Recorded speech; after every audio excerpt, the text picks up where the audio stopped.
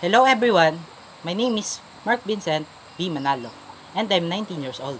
My video is about listening skill. Listening skill have 5 phrases such as receiving, understanding, attending, remembering, and responding. Receiving.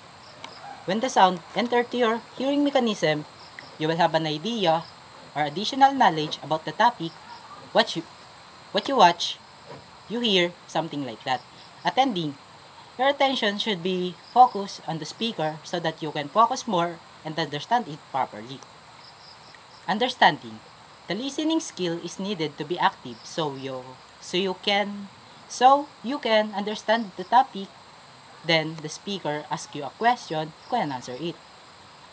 Remembering. In terms of education, when the lesson is understood and you remember, it is just proof that your listening skill is working. When your memories about the thing, you analyze them in our memory. Responding. When you answer, and your answer is correct, it is a proof that your listening skill process is active.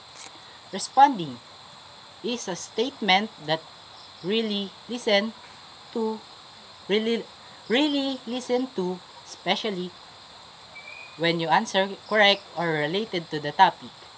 Memory is a complex that process that involves encoding, storage, retrieval, information. It allows to learn, retain knowledge, and build experience. Encoding, the initial process of the converting sensory information into a form that our brains can store. This process involves translated. Thank you everyone for listening.